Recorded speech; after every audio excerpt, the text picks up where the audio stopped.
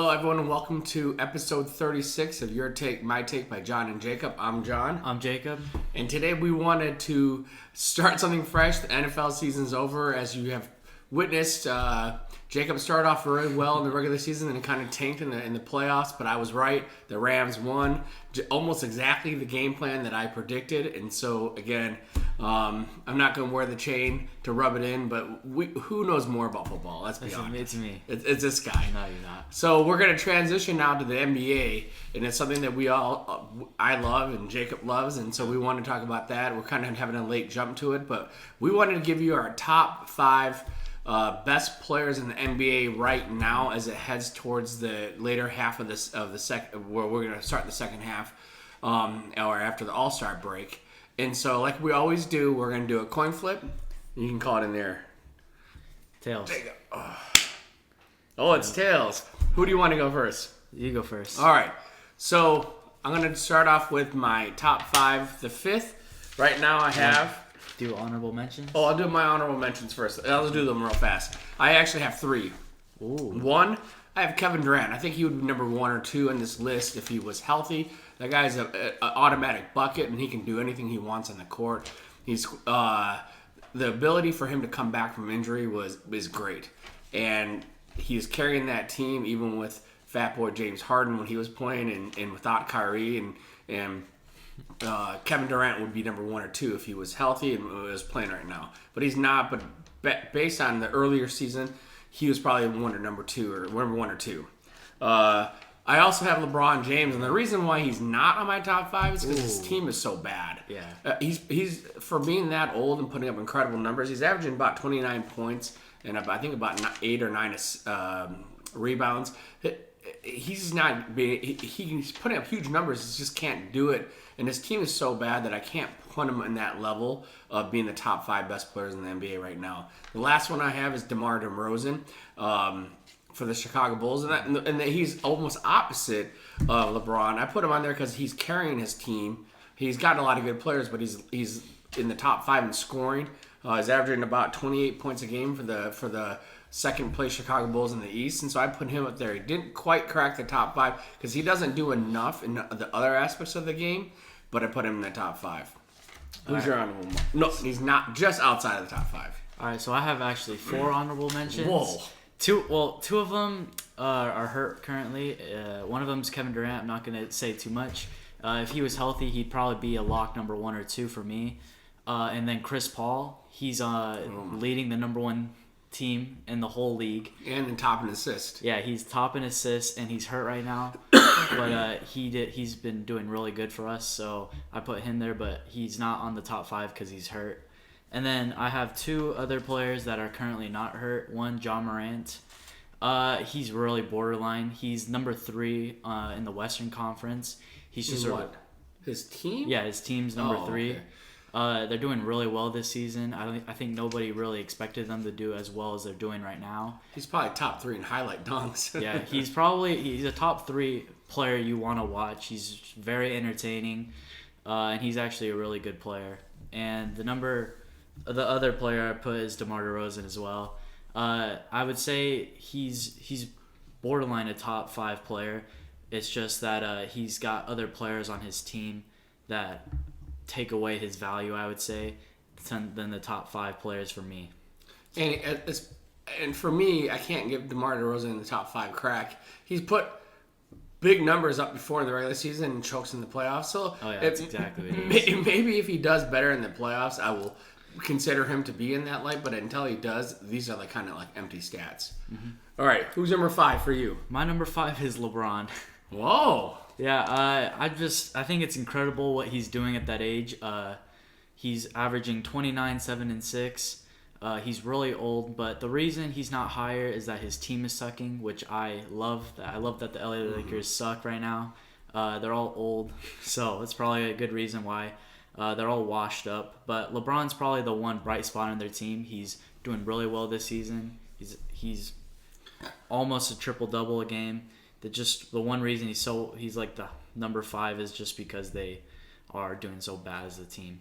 Or you could say that he's not fun to watch anymore. He plays like an old man. He doesn't go up there and dunking on people. He plays bully ball and he does fadeaway threes. And I think that's just I don't like it. I liked him as a youngster when he used to just go down and dunking on people. He can't do that anymore. He kind of plays an old man game, which I respect. But he's, like I said, he plays terrible on a terrible Lakers team.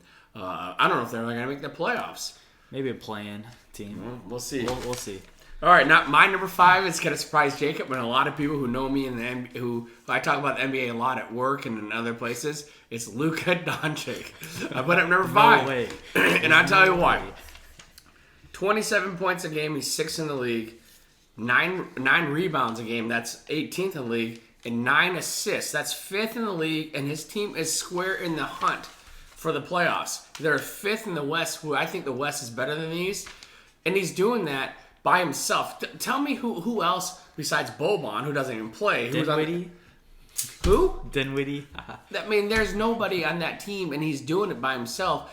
I think, personally for me, I think Luka Doncic is probably one of the most skilled players in the NBA. And everyone I talk about him, I said I think he could be one of the best, if not the best, if he gets into better shape. And until I know that he's dedicated into getting in better shape, he's not going to probably get higher than 5th or 4th in my list. But the numbers justify that he's 5th right now. Mm-hmm. Yeah. All right. Number 4, I have my main man, Giannis. I have Giannis number 4. I think that's not good, right? His numbers are always good. He's got 29 points, 11 rebounds, and 6 assists. And here's the thing: Bucks aren't doing that well. They're 5th in the East right now. The Suns blew them out. We went to the game, it was a good game. And they pulled Giannis out after like the 3rd because they're like, we're not going to beat the Suns. And he has some issues in terms of, I still think he needs to develop a more reliable jump shot, but he's probably the most dominating person. If he can just get in the lane, he's going to score. He's going to get fouled. He's unbelievable, and he does everything for that team. In terms of defense, too, he's unbelievable defensively. So I put him at number 4 with potential to continue to rise up. Number 4, this might be a really surprising pick. I put Nikola Jokic. Oh. At 4? Yeah. Oh, wow. I just think he's doing really well this season. That's really low. Really low. Okay, go ahead. I just think that there's better players than him right now currently. He's averaging 26, 13, and 7.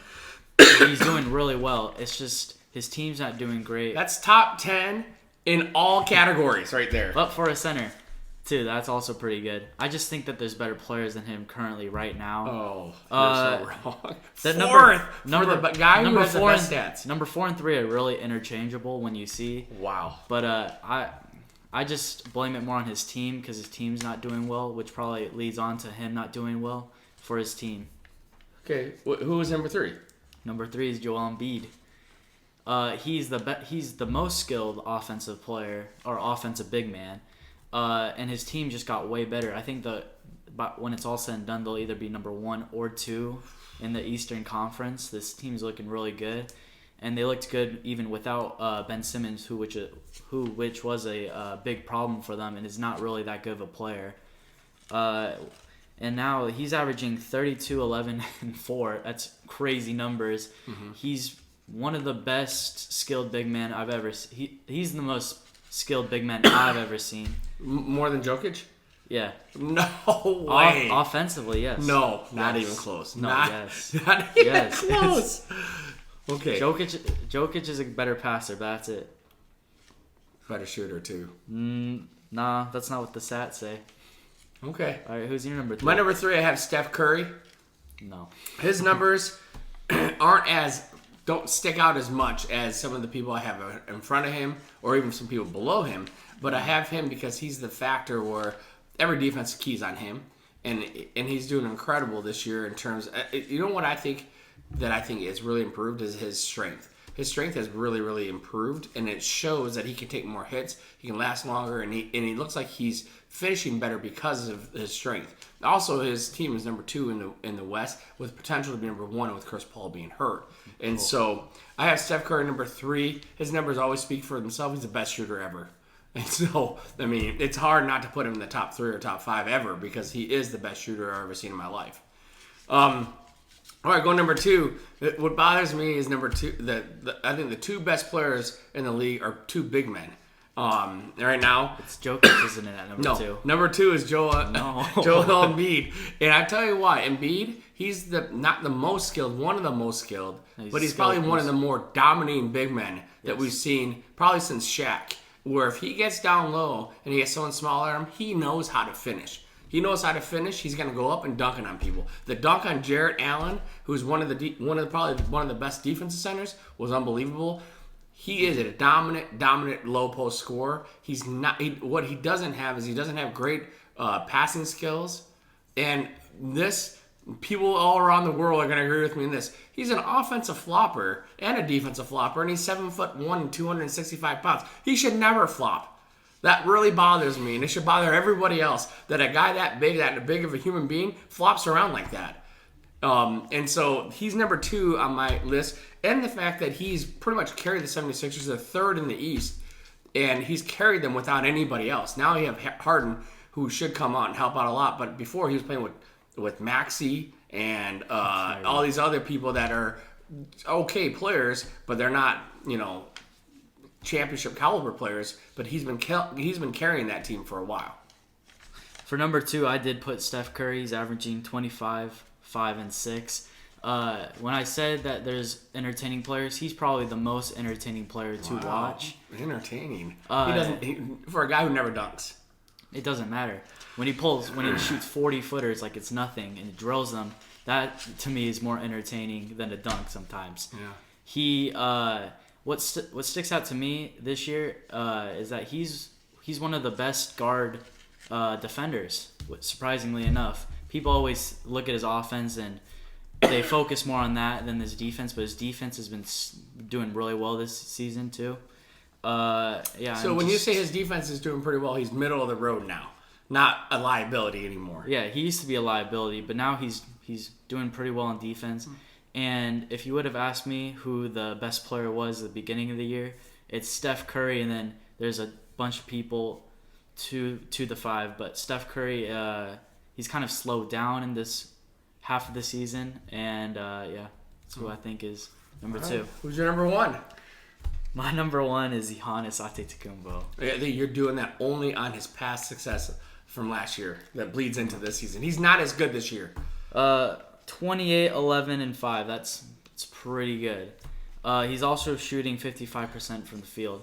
When you're talking about a player, nobody can stop him. They can just slow him down. If he's going downhill, he's going to score or he's going to get fouled. The Suns shut him down. Yeah, but that's just one bad game. Here's how you stop Giannis. You put a big guy on him, you put a big guy behind, and then you collapse 2 big guys on him. He doesn't score as easily. He'll still score. He scored 18 on the Suns with that same defensive mentality that the Suns had. But he did score 43 on the Suns in the finals, which was a more important game. Yeah, he was going against Frank the Tank. Now he's going against legitimate big guys in the post. But go ahead, finish. I still think he's the best. He's the most dominant player at his position. I think he scores easily. He probably thinks this league's really easy for him, besides shooting. But besides shooting is a big part, though. You got to remember that. He did step up this year in shooting. He's been doing better shooting threes. Well, Jacob and I actually flip-flopped the number 1, number 4. And this is what bugs me. Jacob said, I have number 1, I have the Jokic, who I think, looking at his stats and what he does for his team, is no question he's the best player in the NBA. He's averaging 26 points, which is 8th. He's averaging about 14 rebounds, which is 2nd in the league. And he's averaging about 8 assists as a center, which is 7th in the league. His stats are number 1 across the board in terms of all advanced stats. And so here's another thing. Jacob said the reason why Jokic got a ding on his mark is because his team isn't doing as well. And he doesn't play great defense. Wait. His team wasn't doing as well. His team isn't doing well. Has the same record as Giannis's team, and the Nuggets play in the West. So? I'm just saying, how do you not ding Giannis? Giannis still has Drew Holiday. He has Chris Middleton. He has all these players. Giannis is doing it by himself, though. He's not, because those guys are still on his team. Chris Middleton's not in right now. Jokic has His Michael Porter's out. Jamal Murray's out. They traded Gary Harris. So his second best player on his team is Will Barton, who's a glorified six-man. So you're telling me that the Denver Nuggets, who have the same record, or essentially the same record as the Bucks, but the Bucks have all their players. Jokic doesn't have any of his players, but he's doing it by himself with those stats. That you don't think Jokic should be higher than Giannis? No, I think Goodness. Giannis is a better overall. No, you're talking about overall athletic player. ability. I'm talking about there's a couple. Giannis is also a top 3 defensive player in the league. That's true. Is Jokic a top 3? No, he's not. No, Jokic is actually. People always forget how long Jokic is. When they go at him, Jokic can block shots. Is he going to outquick people? No, but he knows that guy his intelligence is one of the tops in the game in terms of understanding the game of basketball and the flow of basketball. He's a bigger Luca. Yeah, Luca is that skill too. Yeah. So there's only a few people that I feel that can control the game when you need a bucket or a good play. That's Jokic, and Jacob mentioned his name before, Chris Paul. Chris Paul knows how to do it in crunch time. He knows how to make the passes and make plays. Jokic is the same thing, but he's a foot taller than Chris Paul. It actually offends me when people say, "Oh, the Nuggets are so bad, so we can't have Jokic as a consideration as a top player." That guy is still in the playoff hunt for a team that should probably be nowhere near the playoffs. But the fact that he's on that team and he makes everyone else better is a testament to how good he is. And that's why he's number one. I don't think it's even that close right now. No. I mean, the fact that he has Giannis number one. Giannis is a better overall player. No, he's not. Not this year. You can't count just offense. I'm not counting just offense. He does everything for that team. He's the anchor of that team, offensively and defensively. Here's the thing. I would say Jokic and Giannis are pretty close offensively, but Giannis is a way better overall defensive player. Defense wins championships, like we saw. Okay. Well, you can see there's a disagreement on this. We know. Do you not like defense? You know how it always shakes out that I come out on top. And so Jacob obviously loves Giannis. I love Giannis. I really do. I think Giannis, he's not having as good of a season this year as he did last year, especially in the playoffs, because we saw it up close that he's such a dominant player. But that Giannis in the finals is not the same Giannis playing this season so far. Doesn't mean he can't do it, and he probably will turn it on in the playoffs, but he's not doing that right now. Can you say that? Yeah, but he's still doing incredible things. Like 28, 11, and almost 6. But in Jacob's point, if I had a draft, who would you draft? I would probably draft Giannis. But I'm talking about just right now, in terms of what they've done so far in the season, Jokic has a more of effect in terms of being a better all-around player. And Jokic and Giannis are the same height. No, Jokic is taller. I think Giannis might be longer in terms of his arm. How tall is Giannis? Is like 7 foot. Yeah. So. Well, there you have it. There's our top 5 of the NBA right now. I hope you enjoyed the episode. This is episode 36 of Your Take, My Take by John and Jacob. I'm John. I'm Jacob. And we'll see you later.